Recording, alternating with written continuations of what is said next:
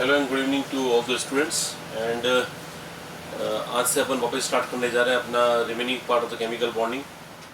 अब ऐसा लग रहा है कि आपने पीरियोडिक पढ़ लिया है, केमिकल बॉन्डिंग का काफ़ी पार्ट पढ़ लिया है, तो now you must be comfortable with inorganic chemistry. वैसे इनऑर्गेनिक केमिस्ट्री क्लास 11th में भी काफ़ी अच्छे लेवल का पढ़ा दिया जाता है, तो इसकी बड़ी समस्या नहीं होनी चाहिए। लेकिन जैसे कि मैंने पहले भी कहा था कि वी आर एज्यूमिंग ज़ीरो, हम ये सब पढ़ा रहे हैं वो एज्यूम करके पढ़ा रहे हैं कि आपने पहले कुछ नहीं पढ़ा है, तो अपने दिमाग पे ये लोड लेने की ज़रूरत नहीं है कि नहीं हमने पहले नहीं पढ़ा था। या कुछ लोग बोलते नहीं है लेकिन अंदर ही अंदर मालूम होता है कि यार लास्ट ईयर तो पढ़ाई नहीं करी थी, ठीक है ना। तो हम मान के चल रहे हैं, इट्स नॉट गुड कि मतलब आप हमेशा केयरलेस रहो, लेकिन तो भी क्योंकि हमारे को पढ़ाना ही है तो जब पढ़ाएं तो ढंग से पढ़ाएं और ज़ीरो से ही पढ़ाएं, ये हम सोचते हैं। Anyways, so we are now starting with the ionic bond जो अपन ने लास्ट टर्न पे किया था, है ना। वहाँ पर कोवेलेंट बॉन्ड से संबंधित टॉपिक सारे पूरे हो गए थे। इनफैक्ट पी ब्लॉक का एक मेजर सेक्शन जो स्ट्रक्चरल सेक्शन है पी ब्लॉक का, वो अपन ने वहीं कर लिया। मेनली आपको जो बार बार अपने आप पढ़ते रहना है वो है पी ब्लॉक का स्ट्रक्चरल सेक्शन, यानी कि जो हाई मॉलिक्यूलर वेट के नाम से मैंने जो पोर्शन करवाया है, it is very very important, ठीक है ना। उसको पढ़ते रहो, ढंग से पढ़ते रहो, और उसमें कोई भी दिक्कत आए तो जस्ट इंटरेक्ट करते रहो व्हाट्सएप के माध्यम से या कॉल के माध्यम से, मैसेज के माध्यम से, या जो अपने इसमें आपको ऐप में जो डाउट पैनल बना हुआ है उसके माध्यम से, मतलब उसमें कोई डाउट नहीं रहना चाहिए, राइट। तो now we can continue after that. Ionic bond जो है वो क्या है वो देखते हैं आज अपन ने कोवेलेंट बॉन्ड डिस्कस किया था, that is form by the sharing, right. अब आयोनिक बॉन्ड के बारे में देखो क्या है, तो मैंने आयोनिक बॉन्ड के बारे में लिखा है that is also called electrovalent bond. ये मैं पहले ही बता चुका हूँ, वापस मैंने बता दिया कि आयोनिक बॉन्ड का नाम इलेक्ट्रोवैलेंट बॉन्ड भी होता है। It is strong bond, of course yes, क्योंकि आयोनिक बॉन्ड में कैटायन एनायन में अट्रैक्शन रहता है। अगर आप बोलोगे सर कैटायन कहाँ से आ गया, एनायन कहाँ से आ गया, समझाओ। बेटा कैटायन बनता है किसी मेटल जैसे एलिमेंट से जो इलेक्ट्रॉन छोड़ना चाहता है, तो जो इलेक्ट्रॉन छोड़ना चाहता है उसने इलेक्ट्रॉन छोड़ा और कैटायन बनाया, जिसने इलेक्ट्रॉन खाया उसने बनाया एनायन, और वो दोनों आपस में जुड़ गए पास में आके और बना लिया एक आयोनिक कंपाउंड। आयोनिक कंपाउंड में कोई रियल ऐसे कोई शेयरिंग वगैरह कुछ नहीं होता। एक कैटायन एक एनायन मतलब बस इलेक्ट्रोस्टैटिक अट्रैक्शन रहता है, ओनली इलेक्ट्रोस्टैटिक अट्रैक्शन। अब जब सिर्फ इलेक्ट्रोस्टैटिक अट्रैक्शन करंट पास में है, कोई ओवरलैप नहीं है, कोई real single bond double bond ऐसा कुछ भी नहीं है, तो उस बॉन्ड की डायरेक्शन नहीं होगी। डायरेक्शन होती है तब जबकि कोई पर्टिकुलर ओवरलैप होता है कि एक ये ऑर्बिटल यहाँ इस दिशा से ओवरलैप किया, तो ओवरलैप तो इनमें नहीं, तो जस्ट पड़े में पास में, जस्ट एज्यूम डेट कि आप अभी गर्मी का सीजन चल रहा है तो रोड के साइड में, यहाँ तो कोटा में होते ही, आप भी जहाँ जहाँ बैठे होंगे वहाँ पर ऐसे होता होगा कि रोड के साइड में खूब सारे वो तरबूज, हम इसको राजस्थान में मतीरा कहते हैं, आप तरबूज कहते होंगे, तो कोई बात नहीं, समझने के लिए बस देख लो कि जो वो वाटरमेलन है, तरबूज है ना, वो एक के पास एक कैसे स्टैक्ड रहते हैं, वैसे ही आयनिक कंपाउंड में आयंस एक दूसरे के पास स्टैक्ड रहते हैं। They are not physically joint. जो तरबूजे हैं वो आपस में ऐसा नहीं कि उनमें कोई ज्वाइंट हो रखे हैं, बस वो अटैच्ड हैं एक दूसरे से, उनका सरफेस टच कर रहा है, उनमें तो कोई रियल अट्रैक्शन भी इतना नहीं, ठीक है ना। लेकिन यहाँ जो पार्टिकल्स हैं उनमें तो अट्रैक्शन है, और वो अट्रैक्शन कौन सा है बेटा, वो अट्रैक्शन है कौन सा, वो इलेक्ट्रोस्टैटिक अट्रैक्शन है। कैटायन और एनायन के बीच होने वाले अट्रैक्शन को इलेक्ट्रोस्टैटिक अट्रैक्शन कहते हैं। तो ये इलेक्ट्रोस्टैटिक अट्रैक्शन के जरिए आपस में जुड़े हुए रहते हैं। बट ये जो अट्रैक्शन है, ये जो आयनिक अट्रैक्शन है, ये डायरेक्शनल नहीं है, ये किसी दिशा में नहीं, सब दिशाओं में है। जो सब दिशाओं में अट्रैक्शन हो वो किसी एक दिशा में तो नहीं ना, जब तक वो प्रॉपर्टी एक दिशा में नहीं होगी उसको डायरेक्शनल नहीं कहेंगे। तो ध्यान रखना कि आयनिक बॉन्ड में अट्रैक्शन डायरेक्शनल नहीं होता है, ठीक है ना। अब इससे क्या फर्क पड़ेगा वो बात की बात है, लेकिन डायरेक्शनल नहीं होता, ये बात बहुत इंपॉर्टेंट है। खैर, स्ट्रॉन्ग बॉन्ड है, इसमें कोई दिक्कत नहीं होनी चाहिए। आयनिक बॉन्ड है, high melting point, boiling point, of course yes. इसको गलना आसान होगा या मुश्किल बेटा, गलाना तब होता है ना गले की कोई चीज तब जबकि उसके पार्टिकल्स दूर जाएंगे, जबकि वो क्या बोलते हैं, आप उनको एनर्जी दोगे, हीट दोगे, ये हीट ज्यादा मांगेगा या कम मांगेगा, तो ये ज्यादा मांगेगा, इनमें अट्रैक्शन ज्यादा है। जब अट्रैक्शन ज्यादा होता है तो उनको अलग अलग करने के लिए ज्यादा मेहनत करनी पड़ती है, वर्क ज्यादा करना पड़ता है, हीट ज्यादा देनी पड़ेगी। तो particles are now attracting more because of strong electrostatic attraction between the ions. Now to separate such ions, we need to provide more energy, and that's why the melting and boiling point, of course, will be higher. Of course, we should not think about the boiling point because here they are solids, and the solids के लिए जो important point होता है वो होता है melting point. Boiling की तो अपन बात ही नहीं करेंगे, वो भी हालांकि बहुत हाई होगा, लेकिन melting point is more significant over here. Fine. The solids at room temperature. Now मैंने लिखा है solids at room temperature. Now what do you think is the reason behind their appearance as solid at room temperature. इनकी physical state solid क्यों होती होगी? Again the same reason, because strong electrostatic attraction that binds the particles together and because strong cohesive force that exist between the ions. तो ions के बीच में लगने वाले स्ट्रॉन्ग कोहेसिव फोर्स के कारण ये आयंस आपस में जुड़े रहते हैं और वो फिजिकल स्टेट सॉलिड बना देता है। तो सॉलिड बनना प्लस हाई मेल्टिंग पॉइंट का होना, इन दोनों का रीजन कॉमन है और वो कॉमन है strong electrostatic attraction between the ions in the ionic compounds.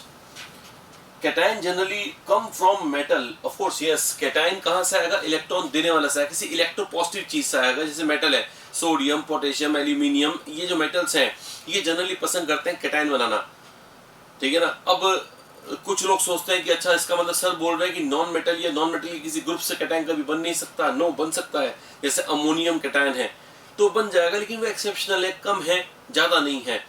तो नॉन मेटल से कैटायन बने इसके चांसेस कम होते हैं। नॉन मेटल के ग्रुप से बन सकता है।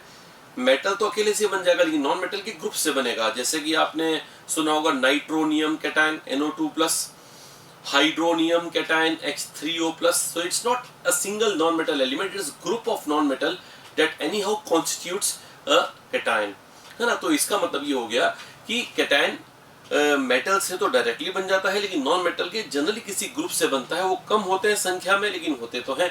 खास तौर पे जो आपको याद रखना है that is ammonium cation NH4+। यहाँ लिख देता हूँ बेटा मैं NH4+। तो a very special example of a molecular ion constituting of non-metal is ammonium. Though we have different examples also, और भी examples हैं, कमी नहीं है examples की, लेकिन बात ये कि ये आपके बहुत ज़्यादा काम आने वाला है। तो ध्यान रख लीजिएगा कि अमोनियम ऐसा कैटायन है जो कि नॉन मेटल की ग्रुप से मिलकर बना है। चलो, which क्या बोलते हैं, cation generally come from metal while anion from non metal। ये while पड़ेगा, इसको मैंने which लिख दिया गलती से, तो इसको while पड़ेगा। It's while anion come from non metal. तो एनायन जनरली नॉन मेटल से आते हैं, ठीक है। अगर मान लीजिए मेटल से भी आना होगा तो वापस वो ग्रुप वाली बात होगी कि मेटल नॉन मेटल जुड़ के कोई ऐसा कुछ पर्टिकुलर ग्रुप बना सकता होगा जिसमें हो सकता है मेटल हो, जैसे कि chromate ion CrO4 chromate ion में क्रोमियम मेटल है बेटा। तो यानी एनायन मेटल अकेले से जनरली नहीं बनता है, उसमें किसी कोई ग्रुप जिसमें मेटल नॉन मेटल दोनों हो, उनके ग्रुप से, है ना, कुछ इस प्रकार से बन जाता है ताकि वो स्टेबल रह पाए। CrO4- उसका एग्जांपल है। Of course dichromate, magnet, permanganate, number of examples where we find that anion has a metal. Anion में भी मेटल हो सकता है, कोई ऐसी बंदिशें नहीं है कि एनायन में मेटल कभी नहीं होगा, राइट। तो ये ध्यान रख लीजिएगा। तो जनरली बात कहने से अपन ये फ्री हो गए, है ना। आपको ये स्टेटमेंट गलत नहीं लगना चाहिए। जनरली जब मैंने बोल दिया तो ये है कि मैक्सिमम केसेस में ऐसा होता है कैटायन मेटल से आता है और एनायन नॉन मेटल से आता है ना।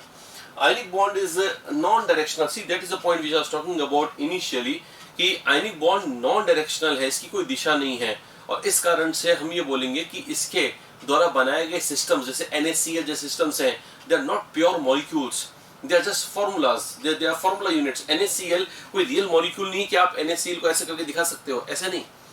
आप मीथेन को दिखा सकते हो बिकॉज मीथेन में कार्बन के साथ 4 एक्चुअली बॉन्ड हैं, 4 दिशा में बॉन्ड बने हुए हैं, जो कि NaCl में ऐसा कुछ नहीं। NaCl को NaCl इसलिए कहते हैं क्योंकि खूब सारे Na और खूब सारे Cl बिखरे हुए हैं, तो हमने रेशो लिया और आ गया एक Na एक Cl आ रहा है रेशो में, जितने Na देखे उतने Cl देखे, तो हमने उसको NaCl कह दिया। अगर आपकी इच्छा हो कि हम तो उसको Na2Cl2 कहेंगे तो बहुत अच्छी इच्छा है, आराम से, कोई बात नहीं, अपनी इच्छा का पालन करो, कभी गलत नहीं होगा। Nobody can say that Na2Cl2 is wrong, but we like to say more empirically more correct thing, and that is NaCl। तो इसलिए मैं NaCl को NaCl इसलिए बोलता हूँ because it is simplest ratio of the ions. मैं बिना बात ही, है ना, 1:2, ये क्या बोलते हैं 1:1 वाली चीज को, है ना, 4:4 या 8:8 क्यों बोलूं मैं, राइट। इसलिए अगर आप बोलते भी हैं तो गलत नहीं है, लेकिन वो कन्वेंशनल नहीं है, राइट। बस ये समझ लेते हैं हम। तो NaCl क्या है? NaCl एक आयनिक कंपाउंड है, उसमें बॉन्ड नॉन डायरेक्शनल है, वो एक रियल मॉलिक्यूल नहीं है, वो एक फॉर्मूला है ना। तो NaCl is a formula while methane is a molecule, right. इस प्रकार, इसलिए कभी कभी आप देखेंगे कि बुक्स में अवॉइड करते हैं कि हम NaCl क्या मॉलिक्यूल ना लिखें, ठीक है ना। तो NaCl एक आयनिक कंपाउंड है, फाइन, इट्स आयनिक कंपाउंड, ठीक है ना, लेकिन वो एक फॉर्मूला है, वो एक मॉलिक्यूल नहीं है, और रियल मॉलिक्यूल नहीं है। जैसे कि मीथेन एक मॉलिक्यूल है जिसको आप ज्योमेट्री वगैरह आप स्टडी कर सकते हैं। अब NaCl की ज्योमेट्री नहीं, अगर आप कोई मुझे ये बोलता है कि सर NaCl तो लीनियर होगा ना, यहाँ Na लिखो यहाँ Cl लिखो, लीनियर हो गया, ऐसे नहीं। मॉलिक्यूल नहीं है तो उसकी ज्योमेट्री भी डिफाइन नहीं होगी। कहने को आप कुछ भी कह सकते हैं, लेकिन बात है वो डिफाइन नहीं है। डिफाइंड वो होता है जो कि डायरेक्शनल बॉन्ड से बना हो, अलग अलग दिशाओं में उसके बॉन्ड, उन दिशाओं को देखकर, उन दिशाओं को हमने दिमाग में इंटीग्रेट किया, वो शेप ज्योमेट्री निकली, वो कोवेलेंट मॉलिक्यूल्स के अंदर होगा। आयनिक कंपाउंड्स के अंदर ऐसा शेप ज्योमेट्रीज वगैरह डिफाइन नहीं होंगी। जब शेप ज्योमेट्री डिफाइन नहीं होंगी तो फिर उसका मतलब हो गया आइसोमेरिज्म नहीं देंगे, क्योंकि आइसोमेरिज्म तो उन कंपाउंड्स में होता है जहाँ स्ट्रक्चरल चेंजेस के कारण, है ना, या ज्योमेट्रिकल या कोई दूसरे चेंजेस के कारण आ जाए। लेकिन अब वो मान लीजिए वहाँ पर ज्योमेट्री डिफाइन नहीं है, उसका स्ट्रक्चर डिफाइन नहीं है, तो फिर कैसे उसमें आइसोमेरिज्म हो जाएगा। तो ध्यान रखें कि आयनिक कंपाउंड में आइसोमेरिज्म कभी नहीं होगा। NaCl will never show isomerism. You know that butane show isomerism. Butane के आइसोमर्स आपने ऑर्गेनिक में पढ़ते हो, तो आइसोब्यूटेन भी होता है, एन ब्यूटेन भी होता है। दोनों ब्यूटेन के आइसोमर्स C4H10 के आइसोमर्स हैं, बिकॉज कार्बन के द्वारा बनाए गए बॉन्ड डायरेक्शनल है। थोड़ा डायरेक्शन चेंज करके आप मॉलिक्यूल को स्ट्रक्चर चेंज कर दोगे तो आइसोमर्स क्रिएट हो जाएंगे। तो आइसोमेरिज्म कहाँ की प्रॉपर्टी है, कोवेलेंट की या आयोनिक की? तो ध्यान रखना कोवेलेंट की। क्यों है कोवेलेंट की? क्योंकि कोवेलेंट बॉन्ड डायरेक्शनल है और आयनिक बॉन्ड नॉन डायरेक्शनल है। तो क्या हम ये लाइन कह सकते हैं जो मैं बोल रहा हूँ वो सुनिएगा ध्यान से, that the isomerism occurs in the compound which have directional nature of their bonds, है ना। आइसोमेरिज्म उन कंपाउंड में होगा जहां पे बॉन्ड की डायरेक्शनल नेचर है। तो ये बिल्कुल सटीक और सही स्टेटमेंट है, कोई समस्या नहीं है। Second statement, isomerism occurs in covalent compounds as well as compounds which contain coordinate bond. The answer is yes, because covalent और कोऑर्डिनेट एक जैसे बॉन्ड है, दोनों डायरेक्शनल है। मैंने आपको कुछ पुरानी क्लासेस में आप वीडियो देखिएगा, पहली दूसरी क्लासेस कहीं चलाकर, तो उसमें साफ साफ मैंने बोला है कि कोवेलेंट और कोऑर्डिनेट बनने के बाद कोवेलेंट जैसा ही होता है तो डायरेक्शनल ही होगा वो भी। आयनिक इज नॉन डायरेक्शनल, राइट। आगे बढ़ते हैं। Ionic bond is non directional, है ना, and therefore ionic compounds not show isomerism.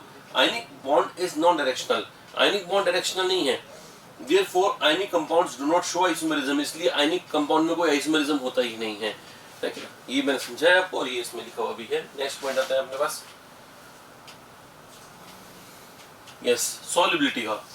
Ionic compounds are generally more soluble in polar solvents like water. Ionic compound जैसे NaCl को आप बेंजीन में घोलोगे, पानी में घोलोगे, ज्यादा किस में घुलेगा? तो आंसर है पानी में घुलेगा, बिकॉज पानी का डाइलेक्ट्रिक कांस्टेंट बहुत ज्यादा है ना। अब अगर आप ये बोलोगे सर ये डाइलेक्ट्रिक कांस्टेंट ज्यादा क्या है और क्या इसका क्या मतलब है? इसका मतलब है कि वो उसमें पानी में एक ताकत है जिसके कारण वो कैटायन और एनायन के बीच के अट्रैक्शन को तोड़ सकता है, कम कर सकता है। अगर मैं कहता हूं कि पानी का डाइलेक्ट्रिक कांस्टेंट ज्यादा है, इसका मतलब ये है कि it has a power to separate the cation and anion from each other. वो पावर कहां से आती है वो छोड़ो, उसमें पावर है, कैसे है, कहां से एग्जीक्यूट, उसको फिजिकली क्या समझेंगे, समझा दूंगा। लेकिन अभी एक मान के चलो कि पानी में एक ताकत है, उस ताकत का नाम है डाइलेक्ट्रिक कांस्टेंट, जो कि उसकी बहुत हाई है। ताकत किस बात की है? तो आंसर है अलग करने की। तो किसको अलग करने की? तो कैटायन और एनायन को अलग करने की। कैटायन और एनायन को अलग करने की ताकत जो पानी में है वो पानी का हाई डाइलेक्ट्रिक कांस्टेंट है। ये हाई डाइलेक्ट्रिक कांस्टेंट पानी जैसे सॉल्वेंट में इसलिए क्योंकि पानी पोलर है। पानी पोलर होने से उसके पास ताकत कैसा ही, देखो आप थोड़ा सोचो, NaCl पानी में गया, पानी ये वाली मॉलिक्यूल है OHH, मतलब पानी में डेल्टा प्लस है या डेल्टा माइनस, कौन सा एंड है? दोनों है, यहाँ डेल्टा माइनस है, यहाँ डेल्टा प्लस है, डेल्टा प्लस है, राइट। तो जो डेल्टा माइनस वाले डेल्टा प्लस दोनों एंड में मतलब पोलरिटी है इसके अंदर है अच्छी खासी। तो सोडियम क्लोराइड के ये बीच में आ जाएगा, है ना, बीच में आके सोडियम और क्लोराइड दोनों को बोलेगा तुम अलग अलग हट जाओ। सोडियम आयन को पूछेगा भाई तू क्लोराइड आयन के पास में क्यों है, तुमको अट्रैक्ट क्यों कर रहा है? तो सोडियम सीधा बोलेगा कि मेरे पास प्लस है और क्लोराइड के ऊपर माइनस है, इसलिए हम अट्रैक्ट हो रहे हैं। तो कहा कि अच्छा, पानी ये पूछेगा कि अच्छा माइनस कहीं और से आ जाए तो क्या आ जाए, तो मैं उसको अट्रैक्ट करूंगा। तो देख मेरे ऑक्सीजन को देख अच्छे से, उसमें माइनस है कि नहीं है। सोडियम जब अच्छे से देखेगा पानी के ऊपर नेगेटिव चार्ज है, समझ जाएगा कि हाँ है तो सही, बात तो सही कह रहा है। अब ऐसे ऐसे खूब सारे पानी के मॉलिक्यूल्स हैं, सॉल्वेंट है, खूब सारे हैं, तो क्या करेंगे वो Na और Cl के बीच के अट्रैक्शन को जीरो नहीं करेंगे, वीक कर देंगे। And eventually the water particles will now surround the sodium ions, surround the chloride ions, and this is called hydration. ये कहलाता है hydration. You might get confuse with the word hydrolysis, वो अलग चीज है, हाइड्रोलाइसिस इज डिफरेंट। अभी मैं जो समझा रहा हूँ वो इतना ही ध्यान रखना है, क्योंकि लोग अपनी मर्जी से नए नए शब्द खुद बना लेते हैं, बोलते हैं कि हाँ हमारे को तो आपने हाइड्रोलाइसिस पढ़ाया था क्लास में। तो मैं इसलिए खास तौर पे बोल रहा हूँ कि ये हाइड्रोलाइसिस नहीं है, ये हाइड्रेशन है।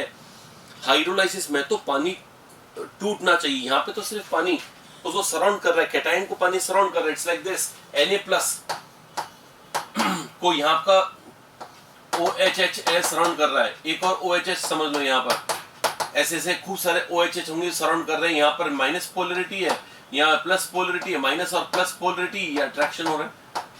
ऐसे से और भी अट्रैक्शन हो सकते हैं। तो सोडियम आयन के आसपास एक पानी का एनवेलप बना हुआ है ना। अब ये क्या कहलाएगा, हाइड्रेशन, ना कि हाइड्रोलाइसिस तब होता जब पानी का ये बॉन्ड टूट जाता, OH- Na की चिपक जाता, H+ कहीं और चला जाता। ऐसा नहीं होगा कभी भी, क्योंकि इतनी सारी एनर्जी कहां से लाओगे। पानी का जो HO बॉन्ड है that takes up huge amount of energy. तो इसका मतलब यहाँ पर अपने को बिना बात ही कहां से लाएंगे एनर्जी, अपने को सिर्फ क्या करना है, हाइड्रेशन करना। हाइड्रेशन वाले प्रोसेस में एनर्जी एब्सॉर्ब होगी या रिलीज होगी, तो आंसर रिलीज होगी। तो हाइड्रेशन में एनर्जी रिलीज होती है, जबकि हाइड्रोलाइसिस करते समय पानी का बॉन्ड तोड़ने के लिए हमें बहुत एनर्जी देनी पड़ेगी, वो अवेलेबल नहीं होगी। तो NaCl हाइड्रोलाइज कभी नहीं होगा, ध्यान रखना। एनी कंपाउंड्स जनरली जो पसंद करते हैं वो हाइड्रेशन पसंद करते हैं, ना कि हाइड्रोलाइसिस, राइट।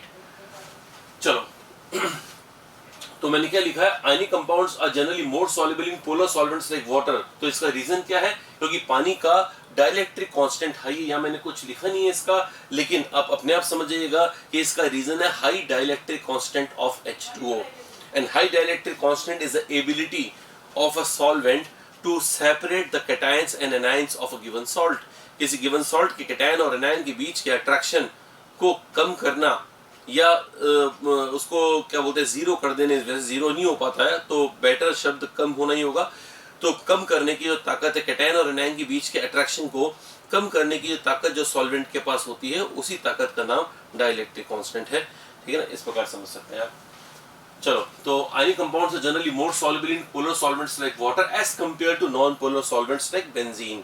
तो नॉन पोलर सॉल्वेंट बेंजीन है, तो क्वेश्चन आ सकता है कि NaCl ज्यादा सॉल्युबल किस में है, पानी में, बेंजीन में, अल्कोहल में, सब में बराबर। तो आंसर जाएगा पानी में ज्यादा सॉल्युबल है। Condition for formation of ionic compound, example NaCl। अब बात है कि NaCl के बनने की शर्त क्या है। भाई दुनिया में कोई भी चीज है तो शर्त क्या है, शर्त है कि स्टेबल हो। अब स्टेबल कब होगा, जब एनर्जी ज्यादा रिलीज होगी या कम रिलीज होगी। तो एनर्जी ज्यादा रिलीज होगी। तो क्या NaCl के बनते समय या कोई भी आयनिक कंपाउंड के बनते समय बस एनर्जी रिलीज ही होती है या एब्जॉर्ब भी होती है? तो आंसर एब्जॉर्ब भी होती है, रिलीज भी होती है, लेकिन ज्यादा क्या होनी चाहिए, रिलीज, तब जाके सिस्टम स्टेबल बनेगा। एग्जांपल मैं NaCl का दे रहा हूं because simplest of all the examples. You can see कि यहां पर मैंने सोडियम लिया है सॉलिड स्टेट के अंदर। सोडियम है ना, हमें जो मिलता है सोडियम का जो फॉर्म है, स्टैंडर्ड फॉर्म, वो सॉलिड स्टेट है। उसमें हमने उसको पहले सब्लिमेशन एनर्जी देके गैसियस स्टेट में कन्वर्ट किया, क्योंकि जो IP है that is defined on gaseous form, right. तो मैंने IP देके इसको Na+ में कन्वर्ट कर दिया, गैसियस। वापस देखो, sodium solid, sublimation energy, sodium gas, IP देके इसको मैंने कर दिया Na+ गैसियस। आपने पढ़ लिया है पीरियोडिक टेबल, आपकी ये समस्या नहीं होनी चाहिए सर ये IP क्या लिख दिया। तो IP is the ionisation potential, the energy required to remove the electron from Na+ has been given to sodium, है ना। Na से Na+ बनाने की जो एनर्जी देनी थी वो दे दी हमने, उससे Na+ बन गया। Cl2 का पहले बॉन्ड तोड़ा, Cl बनाया, और Cl बनाने के बाद हमने इसमें प्लस किया। Is not something else, is plus, right. तो इसको प्लस देखना, ये प्लस है, प्लस इलेक्ट्रॉन से Cl नेगेटिव बना। ठीक है ना, मैं इसको सही कर देता हूं।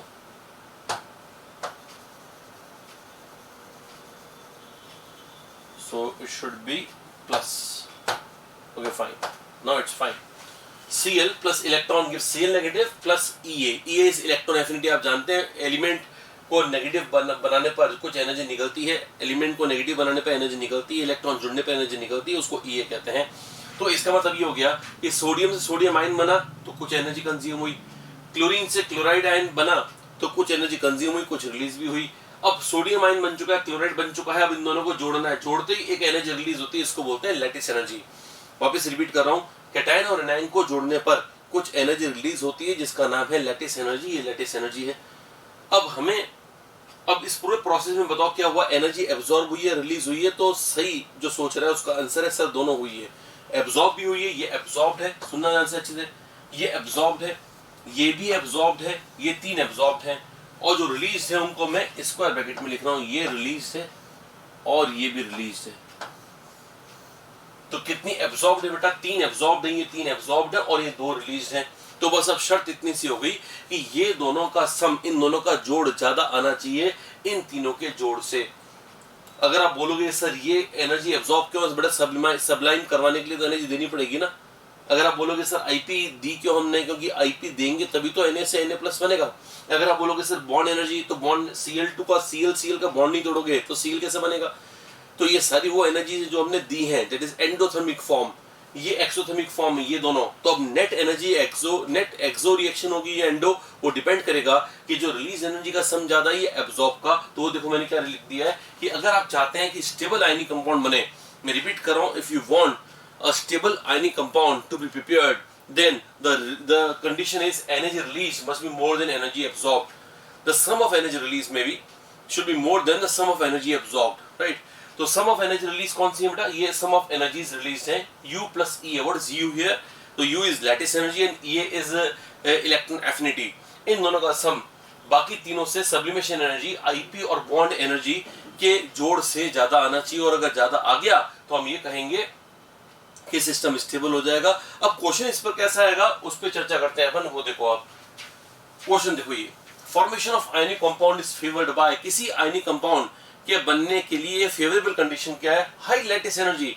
क्या लैटिस एनर्जी हाई चाहिए? आंसर इज यस, क्योंकि लैटिस एनर्जी रिलीज हुई थी। कैटायन एनायन अगर जबरदस्त अट्रैक्ट होगा तो ज्यादा एनर्जी रिलीज होगी, ज्यादा एनर्जी रिलीज होगी, सिस्टम ज्यादा स्टेबल होगा। तो ये बिल्कुल सही लिखा है, फर्स्ट इसका आंसर हो गया है। लेकिन ऑल दे रखा है, हमेशा ये चेक करो कि अगर आपका आंसर आ गया है तो ओवर एंथुसियास्टिक होगा। ऐसे नहीं कि हाँ चलो 1 पे तो अपन पहले तो ये पारा गोला करें उसके बाद में कुछ देखेंगे, नो, उसके बाद में देखने के लिए कुछ बचेगा नहीं। तो आपको पहले देखना क्या ऑप्शन में ऑल है या 2 and 3, ऐसा कुछ कोड तो नहीं दे रखा। अगर है तो पहले उसको सॉल्व करो, उसके बाद में ऑल दे रखा है तो इसको देखना पड़ेगा। High negative electron gain enthalpy, what is this? Electron gain enthalpy is another name of electron affinity. Electron gain enthalpy high negative दे रखा है, हाई नेगेटिव दे रखा है, इसका मतलब है ज्यादा एक्सोथर्मिक, क्योंकि electron gain enthalpy delta H है, डेल्टा H Eg लिखते हैं उसको। और अगर ये नेगेटिव है इसका मतलब इलेक्ट्रॉन गेन होने पर एनर्जी रिलीज ज्यादा हुई है, ज्यादा एक्सोथर्मिक हुआ है। हमने अभी भी देखा था कि जो इलेक्ट्रॉन एफिनिटी वाली टर्म है वो हाई होनी चाहिए, मतलब एनर्जी रिलीज ज्यादा होनी चाहिए। अगर एनर्जी रिलीज आप ज्यादा चाहते हैं, E ज्यादा चाहते हैं, तो इसका मतलब डेल्टा H Eg का नेगेटिव ज्यादा होना चाहिए। It should have high negative value, magnitude high होना चाहिए, है ना, साइन नेगेटिव होना चाहिए। ध्यान सुनना, मैग्नीट्यूड हाई, जब हम अपन ये बोलते हैं कि हाई नेगेटिव तो उसका मतलब होता है मैग्नीट्यूड हाई और साइन नेगेटिव। ये मैं इसलिए बोल रहा हूँ चला क्योंकि एक दो बार मैंने देखा है नीट में, और पहले जब उसको AIPMT बोलते थे तब ऐसे क्वेश्चन काफी पूछ रहे हैं, तब लोग कंफ्यूज रहते थे कि नहीं सर माइनस में तो बढ़ता है तो कम हो जाता है, और ऐसे लोग कंफ्यूज रहते हैं। सिंपल मैंने बोल दिया है कि अगर ये बोलते हैं high negative value of electron gain enthalpy, इसका मतलब उसका मैग्नीट्यूड हाई बोल रहे हैं और साइन नेगेटिव बोल रहे हैं। ध्यान रखना ये बात को, काम की बात है। चलो, high electron gain enthalpy is correct statement once again. And third is low bond dissociation energy. Low bond dissociation, जब जो बॉन्ड डिसोसिएट, जो हमने क्लोरीन का बॉन्ड तोड़ा था वो जल्दी टूट जाएगा, तो जल्दी से है ना सब रिएक्शन हो जाएगी, एनर्जी कम देनी पड़ेगी, तो कंपाउंड का बनना और फेवरेबल हो जाएगा। तो ये भी सही है, मतलब हमारा आंसर जाएगा ऑल, राइट। चलो, मे भी आज के लिए आखिरी क्वेश्चन देख लेते हैं अपन, उसके बाद में कल डिस्कशन करेंगे। Which of the following is true? किसी के लिए ट्रू है वो तो इसमें आ जाएगा। NaCl dissolves in H2O due to its hydrolysis. Now, is it true? मैंने भी क्या बताया था, NaCl dissolves in water due to hydration या hydrolysis? Answer is hydration. Sodium ion को चारों तरफ से पानी घेर लिया, क्लोराइड आयन को चारों तरफ से पानी घेर लिया, हाइड्रेशन हुआ है। आयनिक कंपाउंड के पानी में घुलने का कारण होता है हाइड्रेशन, है ना, जो कि उसको क्या बोलते हैं, कैटायंस और एनायंस को स्टेबल कर देता है even when they are separated. NaCl can't show isomerism due to high bond strength. Now see what's this? ये बोल रहा है NaCl की बॉन्ड स्ट्रेंथ ज्यादा है। Now yes, बॉन्ड स्ट्रेंथ की काफी ज्यादा है, but it is not the reason, है ना। ऐसा तो है ना कि कोवेलेंट बॉन्ड की बॉन्ड स्ट्रेंथ कम होती है, उसकी बॉन्ड स्ट्रेंथ बहुत हाई होती है, लेकिन ये तो ना कारण है कि इसमें आइसोमेरिज्म। आइसोमेरिज्म का कारण हमेशा डायरेक्शनल नेचर जाएगा, ध्यान रखना, ये काफी इंपॉर्टेंट पॉइंट है, ध्यान रखना। आइसोमेरिज्म आते ही लोग उसको ऑर्गेनिक से कोरिलेट करते हैं, सोचते हैं वहां पर, तो वहां पर आइसोमेरिज्म डिटेल में पढ़ाया जाता है, लेकिन उसकी रीजनिंग कि वो आइसोमेरिज्म आया कहां से वो आपको इनॉर्गेनिक में बताया जाएगा। इसलिए ध्यान रखना कि आइसोमेरिज्म आया है डायरेक्शनल नेचर से, और अगर NaCl आयनिक कंपाउंड है जो कि वो है तो डायरेक्शनल नहीं होगा, डायरेक्शनल नहीं होगा तो आइसोमरिज्म भी नहीं आएगा। तो ये हाई बॉन्ड स्ट्रेंथ इसका रीजन नहीं है, तो ये गलत है, ये भी गलत है। Anions of ionic compound never contain metal. मैंने भी एग्जांपल लिए थे क्रोमेट का, और एग्जांपल लेता हूं CrO4-2, ये एनायन है और इसमें मेटल है। Cr2O7 2-, इसको बोलते हैं dichromate ion. MnO4- permanganate ion, MnO4 2- manganate ion. बेटा इस बहाने से आप आयंस के नाम भी धीरे धीरे याद करो। वैसे मैंने आयंस के नाम खूब सारे करवा दिए है ना, लेकिन फिर भी मैं समय समय पर बताता रहता हूं। तो ऐसा नहीं कि आपको ये लगे कि सर ने तो यूं कैजुअली बताए होंगे, नो। भले मैं आपको कैजुअली ऐसा शो कर रहा हूं कि कैजुअली बता रहा हूं मैं तो, लेकिन मेरा इंटेंशन है क्लास स्टार्ट करने से पहले ही मुझको ये मालूम था कि मुझको ये बताना है। It's not like by the way मुझको याद आया कि चलो ठीक है 4 बता दूंगा, बाकी नहीं भी याद होगा तो चलेगा, नहीं। Chromate CrO4-2, dichromate Cr2O7-2, MnO4- is called permanganate and MnO4 2- is called manganate ion। तो anions of ionic compound never contain metal is wrong, क्योंकि इनमें मेटल हो सकता है, तो ये भी गलत है। तो इसका मतलब ये हो गया कि अगर हम एग्जाम में जा रहे हैं तो एग्जाम में हमको मालूम है कि 3 गलत है, तो अब सही अपने आप ही हो गया, चौथा आंसर अपने आप ही हो गया। लेकिन फिर भी उसको ईमानदारी से करना है। देख लो, solid ionic compound are electrical insulator. Solid ionic compound NaCl बोल रहा है NaCl इंसुलेटर है, ये भी गलत लग रहा है। देखो Na+Cl-, ये तो आयन का बना हुआ है, और आयंस के बने हुए चीजें कंडक्टर होगा या इंसुलेटर। मैं जानता हूं कि आप पढ़ते पढ़ते अपने मन में कंडक्टर बोल रहे हो, लेकिन आंसर इंसुलेटर है। ये इलेक्ट्रिकल कंडक्टर नहीं होता। NaCl इलेक्ट्रिसिटी कंडक्ट नहीं करता, क्योंकि इलेक्ट्रिसिटी कंडक्ट करने के लिए चार्ज का मूवमेंट जरूरी है, जबकि ये तो चिपके हुए हैं, स्ट्रांगली अट्रैक्टेड है। ये मूव कैसे करेंगे? और जब तक मूव नहीं करेंगे how would they conduct the electricity? क्योंकि electricity conduction is about the movement of the charge. Unless the charge moves the electricity is not being conducted. तो अगर आपको चार्ज को मूव करवाना है तो इसको लिक्विड स्टेट में लाओ, इसको पानी में लाओ, पानी में घोलो इसको, तभी कंडक्ट करेगा। या पानी नहीं अगर आपके पास तो गला दो, इसको मेल्ट कर दो, फ्यूज कर दो। तो इसका मतलब ये कि मोल्टन NaCl, जिसको फ्यूज्ड NaCl भी कहते हैं, या एक्वस NaCl, है ना, ये दोनों वो फॉर्म्स होंगी आयनिक कंपाउंड की जब वो इलेक्ट्रिसिटी कंडक्ट करेगा, नहीं तो वो इंसुलेटर रहेगा। तो NaCl के लिए आज के बाद क्या ध्यान रखोगे? NaCl छोड़ो, आयनिक कंपाउंड्स के लिए क्या बात ध्यान रखोगे? Ionic compounds are electrical insulator in their solid state. Ionic compounds are electrical insulator in the solid state but conduct well in aqueous। aqueous में conduct करेंगे, as well as when they are fused or maybe when they are molten state। जब उनकी molten state होगी या fused state होगी तब उनमें conduction बढ़ जाएगा, लेकिन जब वो solid state में होंगे तब वो उनमें electricity वो conduct नहीं करेंगे। इसमें जस्ट एक पॉइंट में बताना चाहूंगा कि फिजिकल केमिस्ट्री में एक टॉपिक जो सॉलिड स्टेट आएगा उसके अंदर कहीं ना कहीं 1-2 पॉइंट में एक्सेप्शन आते हैं इस बात की, जो मैंने बताया कि उसमें डिफेक्ट्स है क्रिस्टल्स के अंदर। तो मैं अभी जो मान के चल रहा हूँ ये प्योर क्रिस्टल है, NaCl का प्योर क्रिस्टल है, कोई डिफेक्ट नहीं है, तब ये मेरी सारी बातें बिल्कुल सही हैं, right. So because whenever we talk in chemistry we talk of ideal systems. तो आइडियल सिस्टम्स लेके बात करते हैं, लेकिन आपको जब पैरेलल इसी क्लास में जब आपको सॉलिड स्टेट में डिफेक्ट्स पढ़ाए जाएंगे तो आपके हो सकता है दिमाग में एक डिफेक्ट आ जाए, है ना, कि सर ने वो वाली बात तो बताई थी, यहाँ पर कुछ और बता रहे हैं, वहाँ कुछ और बता रहे हैं। तो वो नॉन आइडियल सिस्टम से बेटा, है ना। मैं आइडियल NaCl की बात कर रहा हूँ, आइडियल सॉलिड आयनिक कंपाउंड्स की बात कर रहा हूँ। तो अगर वो हैं तो they will not be conductor of electricity but conduct well in aqueous medium and when they are in liquid form.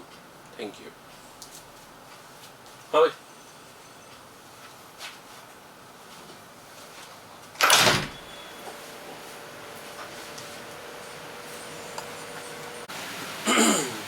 Good evening students and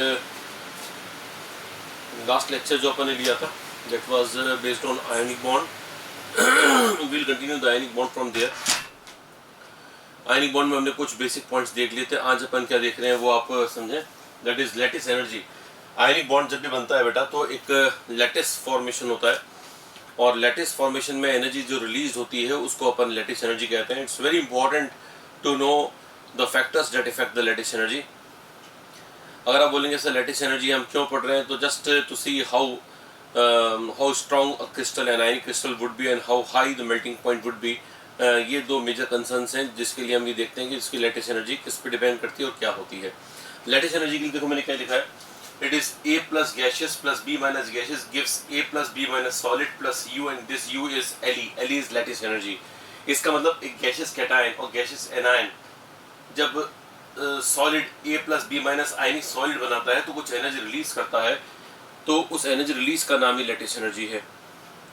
अब हो सकता है आपके दो सवाल हो कि सर ये एनर्जी रिलीज क्यों है, थोड़ा रिलीज इसलिए बिकॉज अट्रैक्टिव फोर्स है। अट्रैक्टिव फोर्स जब भी होते हैं तो उन फोर्सेस के अंदर जब एनर्जी रिलीज होती है तो फिर वो मतलब जो एनर्जी इंट्रैक्शन होता है वो रिलीज वाला होता है, मतलब डेल्टा एच नेगेटिव होता है इसका। तो ये तो इसका आंसर हो गया। अगर आप ये बोलें कि ये डिपेंड किस किस पे करती है तो इसकी वजह से कंप्लीट इक्वेशन जो है लेटिस एनर्जी की, that is a complicated equation, mathematical equation है, दैट इज कॉल्ड कैपेसिटेंस की इक्वेशन है ना। कैपेसिटेंस की इक्वेशन है उसका एक पार्ट जिस पर वो मेनली डिपेंड करती है वो मैंने यहाँ लिख दिया, minus A Q N Q two upon R plus B upon R power N. या माइनस ये इंडिकेट कर रहा है, ये जो माइनस साइन है, ये माइनस साइन है, ये इंडिकेट कर रहा है कि अट्रैक्शन अट्रैक्शन है। तो प्लस साइन ये बता रहा है कि रिपल्शन है।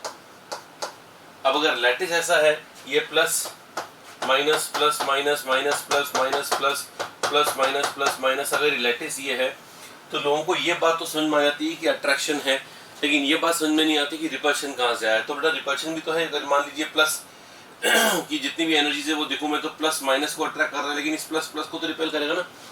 तो रिपल्शन लाइक चार्जेस के बीच में उस कारण से जो एनर्जी प्रोड्यूस होती है वो एंडोथर्मिक, मतलब वो पॉजिटिव एनर्जी होगी। रिपल्सिव एनर्जी बोलेंगे इसको, ये अट्रैक्टिव फॉर्म हो गया। इन दोनों को मिला के जो आता है that is U equal to minus A Q one Q two upon R. A is constant, Q1 Q2 upon R plus B upon R की पावर एन। अब आपको मान के चलना है कि ये वाली वैल्यू बहुत कम होती है। ये वाली वैल्यू बहुत कम इसलिए होती है बिकॉज रिपल्सिव फोर्सेस डोमिनेट करेंगे, अट्रैक्टिव तो यहाँ पर तो अट्रैक्टिव ज़्यादा है। तो ये वाली जो ये वाला हिस्सा है इसको आप नेग्लेक्ट कर सकते हैं। अगर ऐसा कर दिया तो U का मेन डिपेंडेंस आ गया Q, Q2 और R पर, मतलब कि जो चार्ज है और डिस्टेंस है उस पर आ जाएगा। इसका मतलब ये कि वो आयंस जिनका चार्ज ज़्यादा होगा और वो आयंस जिनका साइज छोटा होगा उनके लिए लेटिस एनर्जी की वैल्यू बहुत हाई होंगी। ये मेन बात है। क्वेश्चन अगर आ सकता है इस पे, तो वैसे चांसेस कम है कि इस पे आए। ये तो मैं इसलिए बता रहा हूँ ताकि लेटिस एनर्जी हमें एक उसके पता पड़े कि आयनिक बॉन्ड बनने के लिए एक शर्त जो मैंने बताई थी उसके बारे में अपन थोड़ा डिटेल पढ़ें इसके लिए। अदरवाइज एग्जाम में क्वेश्चन इसके खासतौर पर नीट की बात करें आने के चांसेस कम होते हैं। Compare the lattice energy of first है NF एंड NaCl। ये सारे आंसर जो सारे क्वेश्चन आपको दिख रहे हैं उसके आंसर आप मनी मन अपने आप दीजिएगा। उसके बाद मेरी बात सुनिएगा। तो मेरा तो आंसर है NF, क्योंकि Na तो कॉमन है। फ्लोराइड का साइज क्लोराइड से छोटा है इसलिए साइज के कारण NaF की लेटिस एनर्जी ज़्यादा है। NaF एंड MgO, तो Na और F दोनों का चार्ज +1 -1 है, इसका +2 -2 है ना। तो इसका मतलब ये हो गया कि NaF की तुलना में MgO का चार्ज बहुत ज़्यादा है, इस कारण से इसकी लेटिस एनर्जी ज़्यादा होगी। KCl एंड Na2O, पोटेशियम और सोडियम में सोडियम छोटा है। क्लोराइड और ऑक्साइड में ऑक्साइड का चार्ज ज़्यादा है। तो यहाँ चार्ज से ज़्यादा इंपॉर्टेंट बात आ गया और यहाँ पर इधर आ गया साइज से। तो इसमें साइज और चार्ज की कंबाइंड इफेक्ट से Na2O की लेटिस एनर्जी ज़्यादा होगी। MgO एंड CO, तो O तो कॉमन है, Mg छोटा है इसलिए MgO की लेटिस एनर्जी ज़्यादा होगी। Na2S एंड MgO, Na2S और MgO में Na और Mg में मैग्नीशियम का चार्ज ज़्यादा है और सल्फर और ऑक्सीजन में ऑक्सीजन का साइज छोटा है, चार्ज ज़्यादा साइज छोटा, दोनों बातें इसके लिए फेवरेबल है and that's why MgO has very high lattice energy. तो कुल मिलाकर ऐसे क्वेश्चन तो बड़े आसान हो जाने चाहिए, इनमें कोई समस्या नहीं आनी चाहिए। ये क्वेश्चन मेरे को काफ़ी पसंद है। MgO की lattice energy x times NaF की होती है, यहाँ पर x कितना होगा। तो MgO की लेटिस एनर्जी NaF से ज़्यादा क्यों होगी, पहले तो अपन ये देखें। तो इस पे चार्ज है +1, इससे -1, इस पे +2 और यहाँ -2। इन दोनों में सोडियम और मैग्नीशियम का पीरियड सेम है, तो यहाँ पर the difference of size will be there but not much high. Size का डिफरेंस होगा लेकिन बहुत ज़्यादा नहीं होगा। तो एक बार साइज को एक बार ओवरलुक करें। यहाँ पर ऑक्साइड और फ्लोराइड भी सेम पीरियड के हैं तो इनमें भी साइज का अंतर ज़्यादा नहीं होगा। तो let's overlook the size for once, एक बार साइज को इग्नोर करो। Let us come on the charge now. इसका चार्ज है 2, इसका चार्ज है 1। तो अधिकांश लोगों का ये निकलता है कि जब चार्ज डबल है इसका तो इसकी लेटिस एनर्जी भी डबल आनी चाहिए और डबल होगा मतलब x की वैल्यू 2 आनी चाहिए। But the answer of x is 4, क्योंकि यहाँ पे चार्ज है ना जिस पर डिपेंडेंस होती है। अभी मैंने जो पिछली इस वाले में बताया था वो था Q1 Q2, तो Q1 है, Q1 Q2 पर डिपेंडेंस है, सिर्फ Q1 पर नहीं है। तो इसका Q1 है 2, Q2 है -2, दोनों का प्रोडक्ट है 4, इसका प्रोडक्ट है 1, तो 4 और 1 में जो 4 होगा वो 1 का 4 गुना ही तो है। और this Q1 Q2 is 4 times as much as Q1 Q2 of this value, है ना। इस NaF का जो Q1 Q2 होगा उसके तुलना में इसका Q1 Q2 4 गुना होगा, इसलिए हमारे ये जो लेटेस्ट एनर्जी आएगी MgO की वो 4 गुने होगी NaF की लेटेस्ट एनर्जी की तुलना में। बस ये बात ध्यान रख लीजिए, क्योंकि इसमें लोग जनरली गलती कर देते हैं, जल्दबाजी में वो 2 आंसर टिक कर देते हैं, तो answer will be 4। Now comes an important section, फजान्स rule.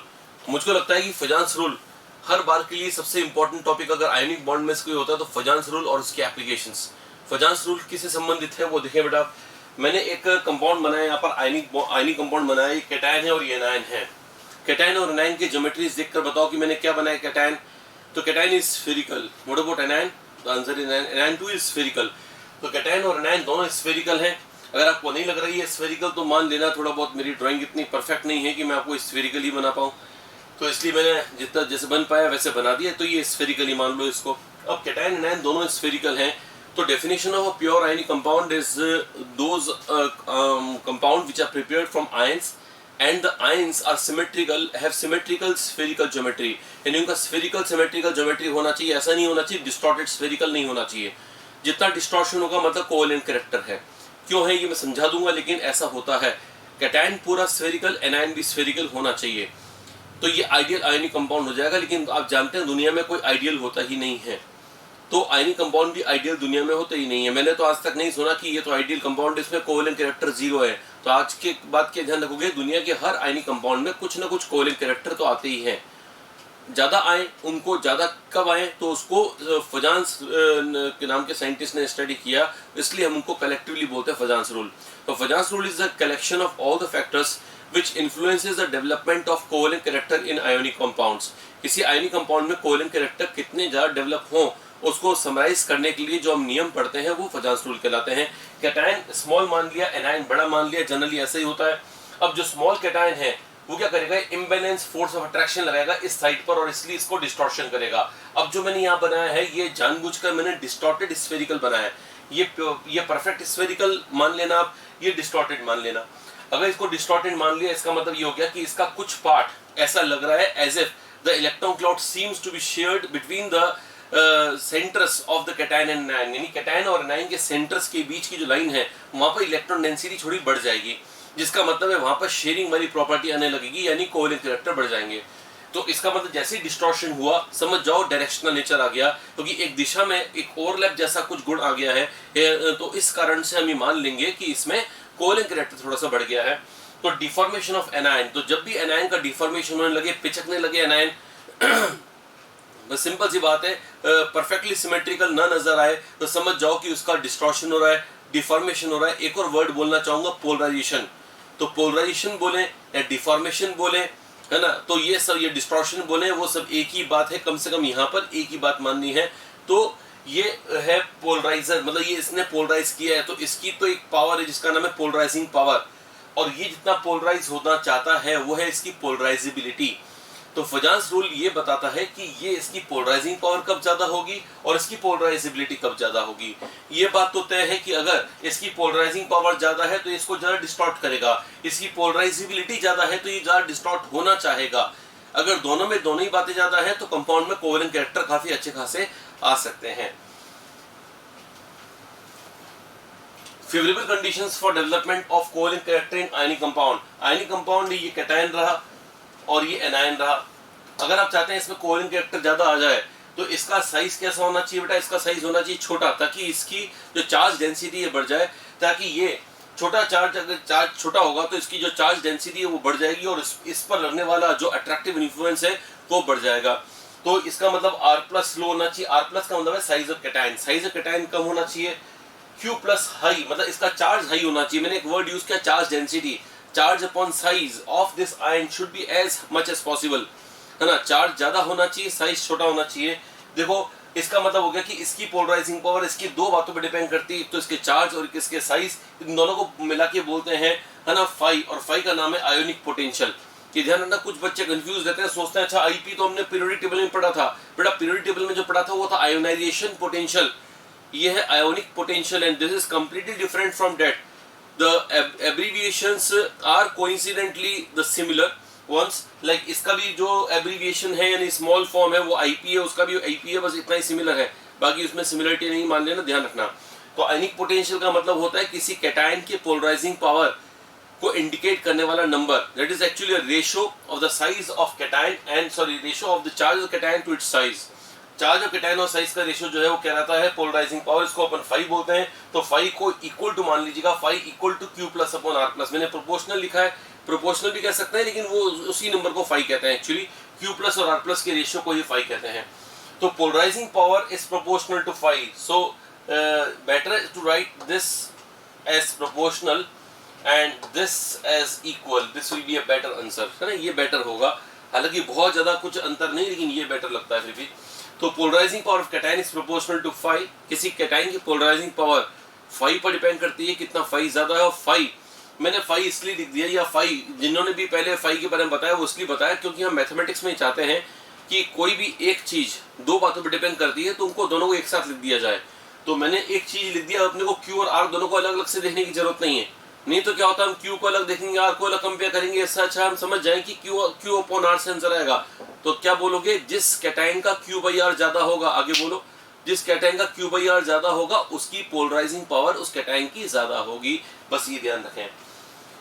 Q minus must be high. अब आता है एनायन. एनायन का चार्ज ज्यादा होना चाहिए. जितना चार्ज ज्यादा होगा उतना फैला हुआ होगा, उतना बड़ा होगा, उसकी पोलराइजेशन उतना ही ज्यादा इजीली हो जाएगा. अगर आप चाहते हैं कि एनायन का पोलराइजेशन नहीं हो तो एनायन छोटा होना चाहिए, इलेक्ट्रोनेगेटिव एटम का बना होना चाहिए. कोई एटम अपने इलेक्ट्रॉन डेंसिटी फैलने नहीं देना कब चाहेगा, जब उसकी इलेक्ट्रोनेगेटिव ज्यादा होगी.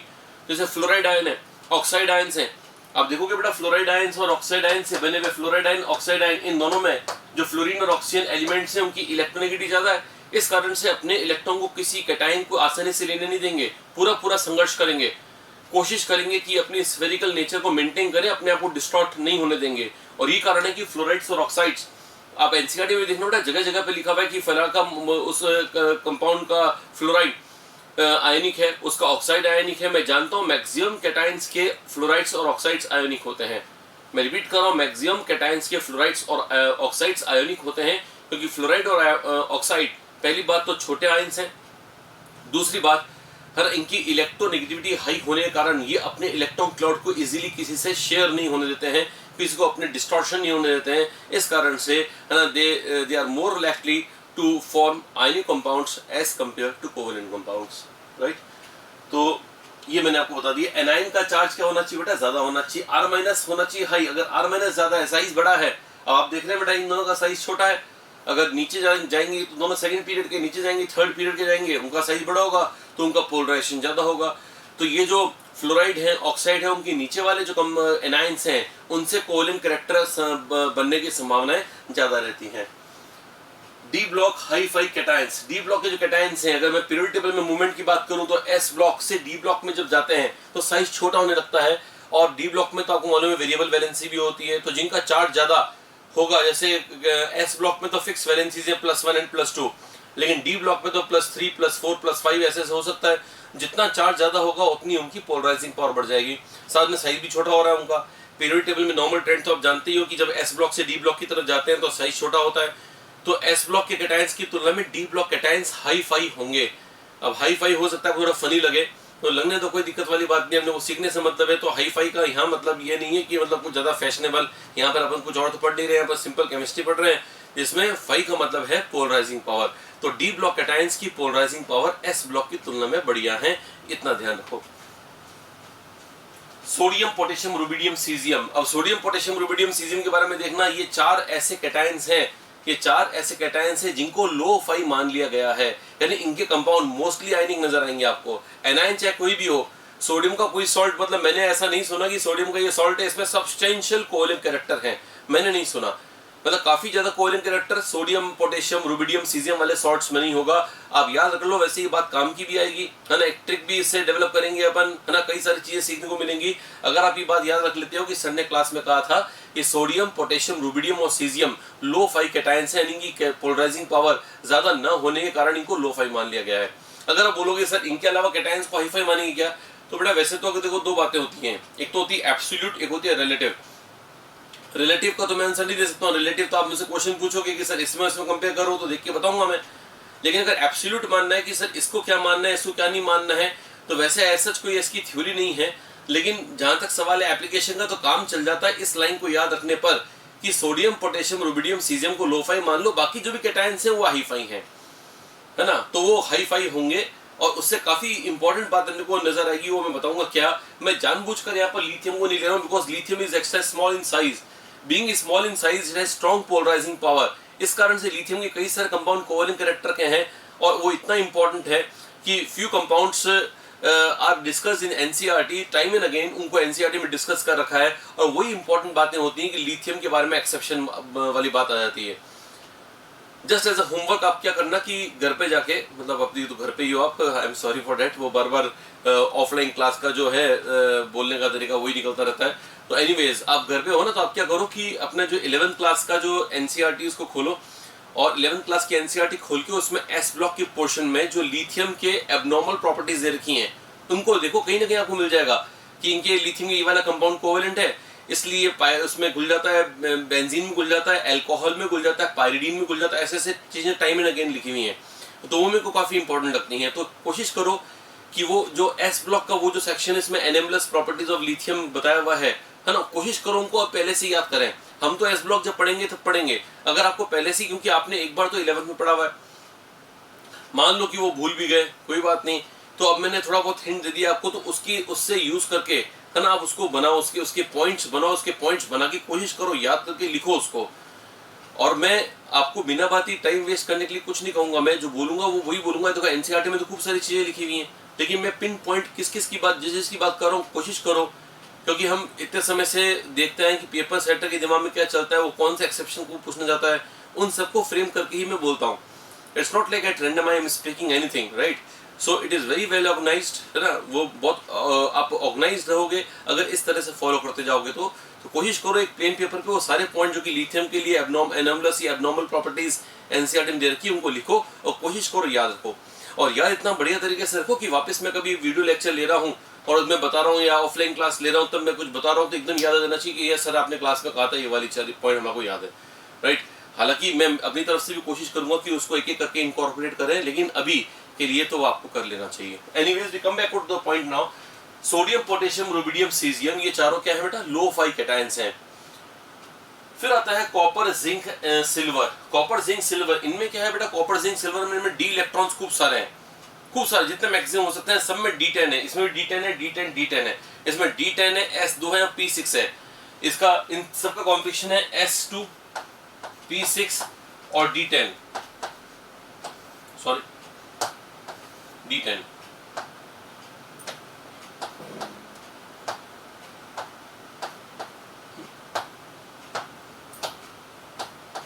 चलो ये हो गया 18 इलेक्ट्रॉन। तो 18 इलेक्ट्रॉन को बोलते हैं pseudo inert gas electronic configuration. इसका मतलब ये हो गया कि ये तीनों कैटायंस के pseudo inert gas electronic configuration है। अगर आप बोलोगे सर इससे क्या करें, है तो है, कब आप अचानक आयनिक बॉन्ड पढ़ाते पढ़ाते पीरियोडिक में आ गए, किसका इलेक्ट्रॉनिक कॉन्फिगरेशन पढ़ा रहे हो, तो क्या इलेक्ट्रॉनिक कॉन्फिगरेशन से यहाँ पर क्या खास है इलेक्ट्रॉनिक कॉन्फिगरेशन में? तो इलेक्ट्रॉनिक कॉन्फिगरेशन में कोई इतना खास नहीं है ना। खास बात यह है कि इनके पास डी इलेक्ट्रॉन्स इतने ज्यादा हैं।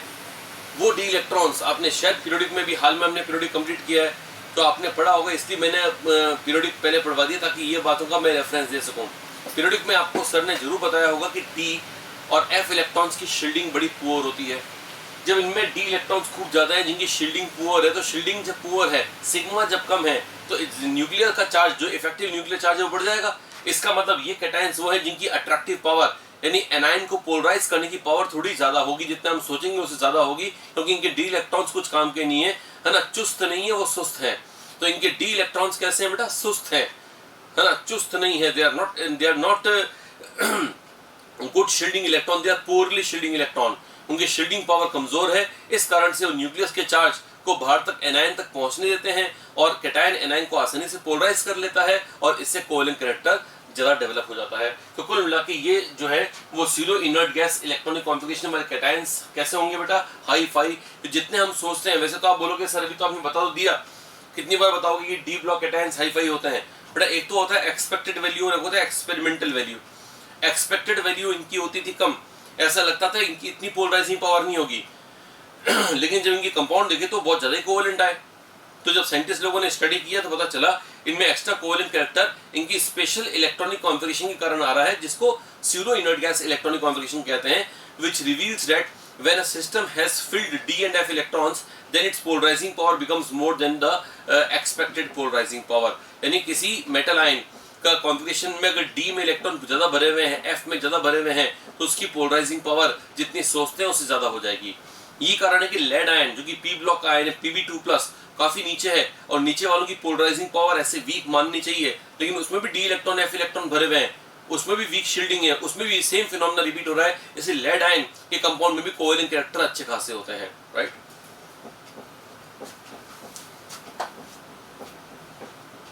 क्वेश्चंस पर आते हैं फटाफट। विच इज मोर कोवेलेंट, जैसा आपका जो मेरा बोलने का हमेशा मतलब ये रहता है कि आप पहले इन क्वेश्चंस को, ये जो क्वेश्चंस हैं उन क्वेश्चंस को आप देखो, मनी मन सॉल्व करो उनको, और फिर मेरा सॉल्यूशन देखो कि सर जो बता रहे हैं और हमने जो सोचा था वो सेम आ रहा है या डिफरेंट आ रहा है।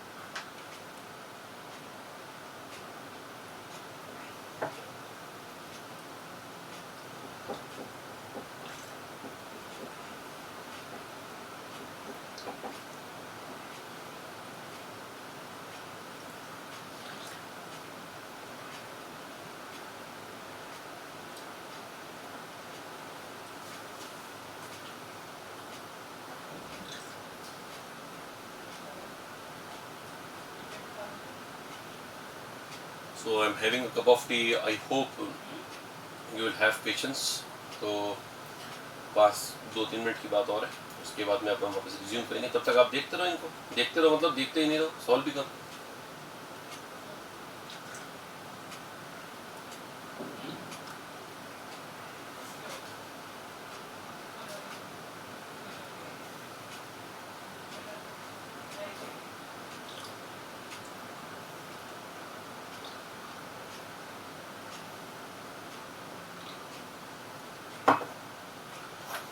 Okay, here we go, thank you. चलो अब मैं आंसर बता रहा हूँ। LiCl NaCl, so I will go for LiCl because Li plus है, और Li प्लस क्या हुआ इसकी कलर को,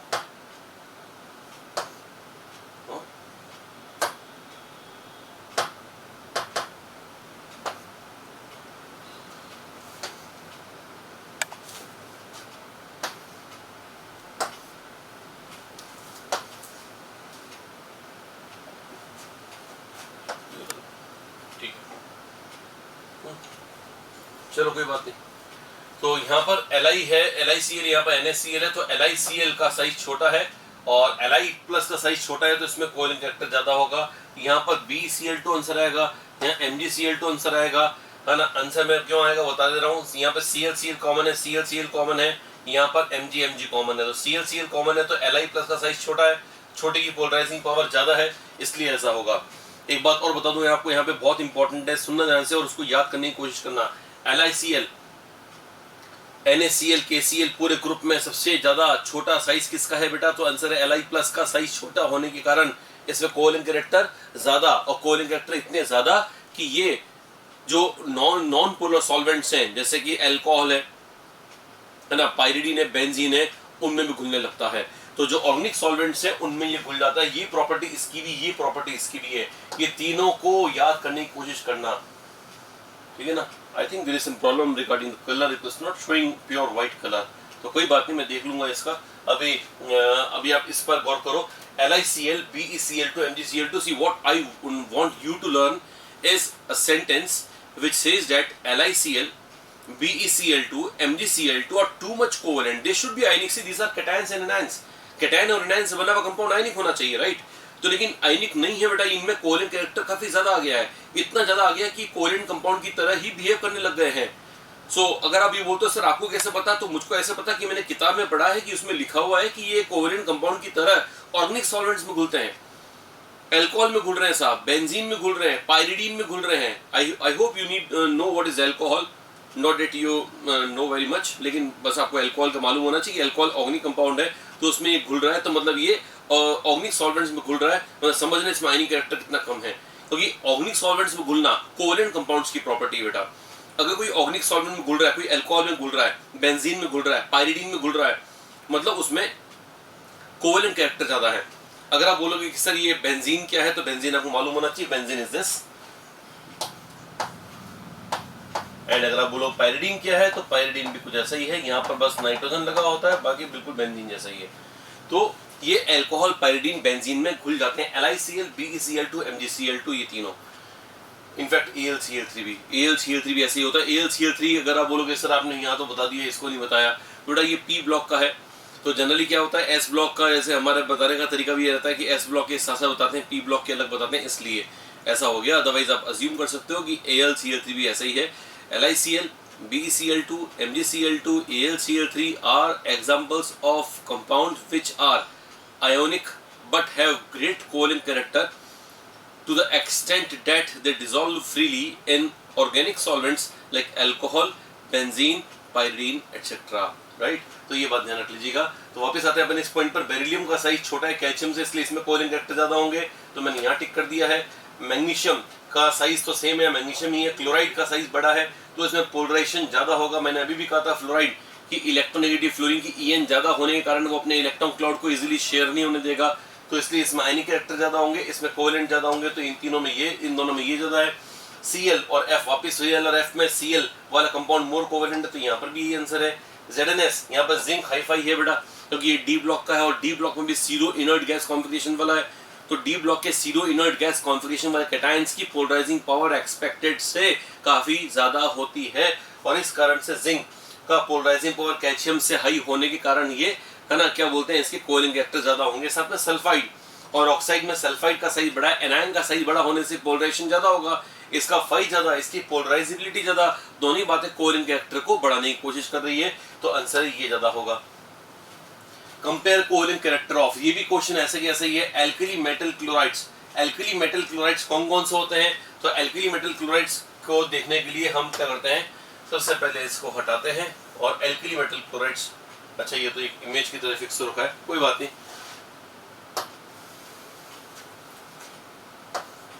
LiCl, NaCl, KCl, RbCl, CHCl, यहाँ से यहाँ पर आने पर साइज बढ़ रहा है किसका, कैटायन का, कैटायन का साइज बढ़ रहा है, R+ बढ़ रहा है, और R+ बढ़ने से है ना क्या होगा, R+ बढ़ने से फाई क्या हो जाएगा, कम हो जाएगा, यानी कोवेलेंट कैरेक्टर कम हो जाएगा, आयनिक कैरेक्टर बढ़ जाएगा। ये अपना आंसर आ गया।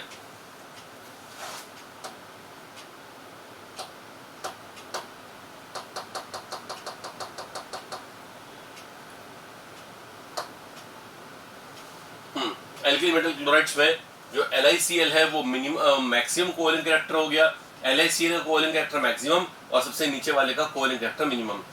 Alkaline earth metals, alkaline earth metals मैं ही लिख देता हूँ, चलो इसको BeCl2, MgCl2, CaCl2 and so on. तो beryllium, magnesium, calcium, strontium, barium, ये सब पांचों में जो मिनिमम साइज वाला है वो बेरिलियम है, तो उसमें कोवेलेंट कैरेक्टर मैक्सिमम होगा, नीचे आते आते कोवेलेंट कैरेक्टर घटता रहेगा। सिल्वर हैलाइड्स, नाउ सी दीस 3 क्वेश्चंस। हर बार इनॉर्गेनिक में मैं कहता नहीं हूँ, है ना, कहीं इनॉर्गेनिक में मैंने बहुत कम यूज करूंगा ये वर्ड कि आप तो इसको प्योरली रट ही लो, लेकिन अब मैं जो बोलूंगा उसको आप याद करने की अच्छे से कोशिश करना।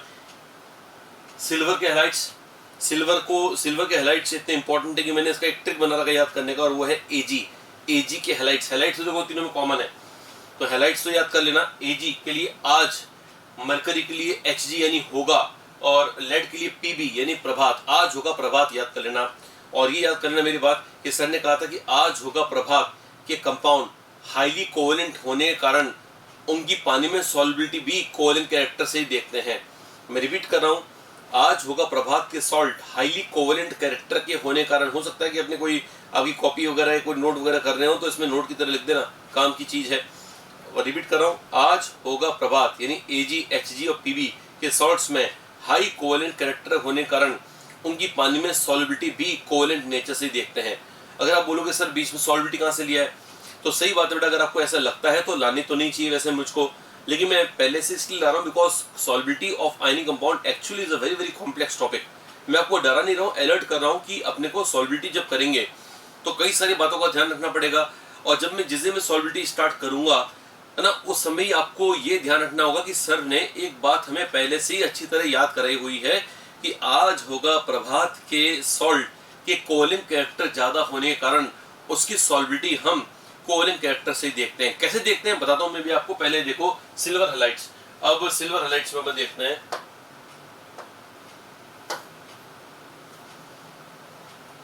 चलो यहां देखते हैं। सिल्वर हैलाइड है ये वाला AgCl, AgBr, पहले AgF आता ना, तो सबसे पहले तो हम देखते हैं AgF, AgCl,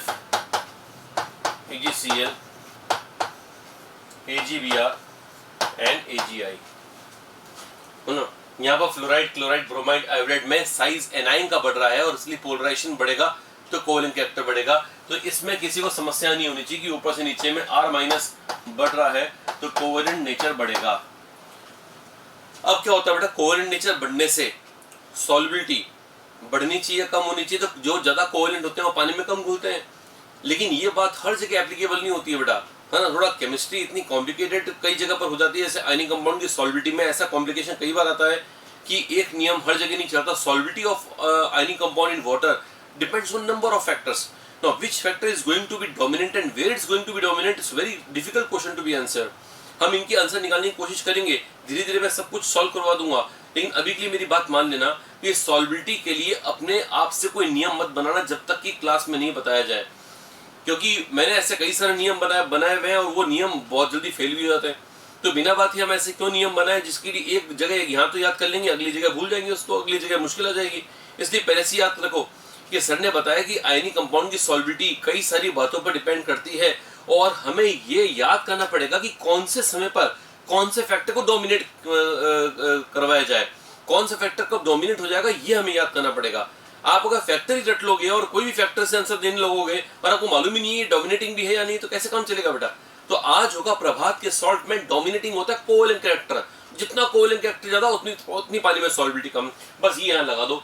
तो कोवैलेंट कैरेक्टर ज्यादा तो सॉल्युबिलिटी कम। तो अगर मैं बोलूं आपसे बताओ AgF से लेके AgI तक पानी में मोस्ट सॉल्युबल कौन होगा, कौन पानी में घुल जाएगा, तो आंसर ये घुल जाएगा। प्रैक्टिकल बात करता हूं, ये पानी में घुल जाता है, ये तीनों नहीं घुलते हैं। इन तीनों की आप वो जब आयनिक इक्विलिब्रियम पढ़ोगे तो देखोगे these are called sparingly soluble salts, जिनका KSP कुछ तो दे रखा होता है, जिससे अपने को S निकालना होता है। फिर आप फॉर्मूला लगाते हो S बराबर रूट KSP, ऐसा फॉर्मूला लगा के इनकी सॉल्युबिलिटी वगैरह निकालते हो। तो मैं बस इतना आपको बता रहा हूँ कि इनकी सॉल्युबिलिटी बहुत कम है पानी के अंदर। आज होगा प्रभात के सॉल्ट की सॉल्युबिलिटी वाकई में बहुत कम है, और जितनी भी है वो भी इस बात पर डिपेंड करती है कि कोवैलेंट कैरेक्टर ज्यादा किसका है कम किसका है।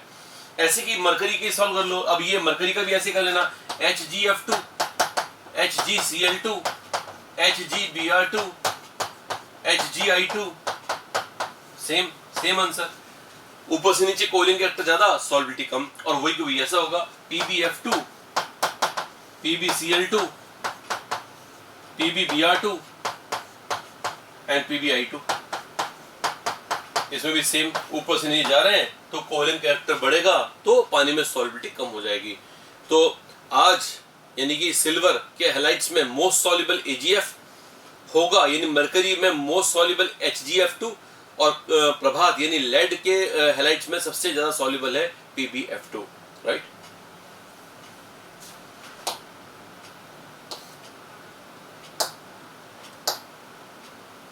हो गया ये। चलो यहाँ पर है, यहाँ पर तो अपन ने ये सॉल्व कर लिया, सिल्वर के हैलाइड सॉल्व कर लिए, मरकरी के हैलाइड सॉल्व कर लिए, लेड के हैलाइड सॉल्व कर लिए।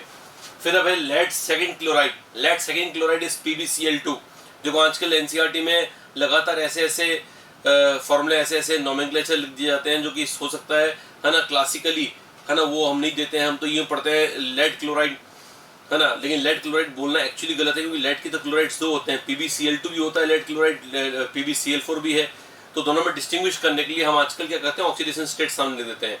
तो लेड सेकंड क्लोराइड, जिसको बोलने का एक और तरीका है प्लम्बस क्लोराइड। तो ये प्लम्बस क्लोराइड है PbCl2, वो प्लम्बिक क्लोराइड है PbCl4।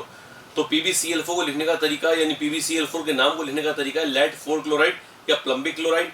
इसको लिखने का तरीका है लेड सेकंड क्लोराइड या प्लम्बस क्लोराइड।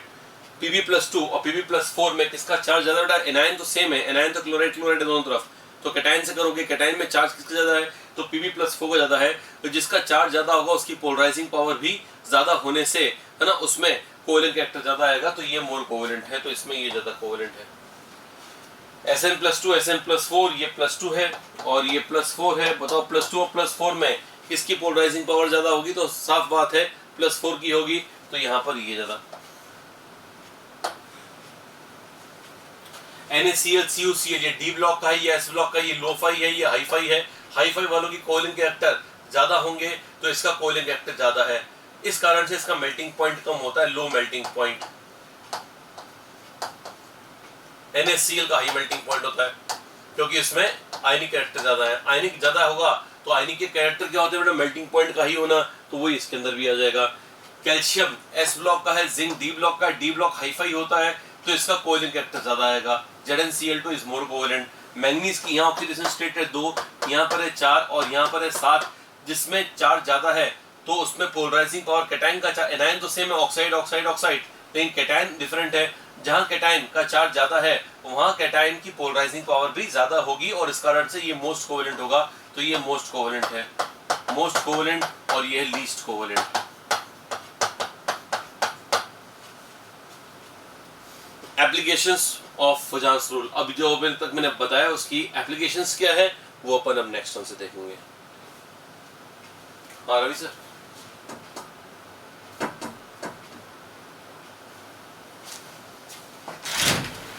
ठीक है।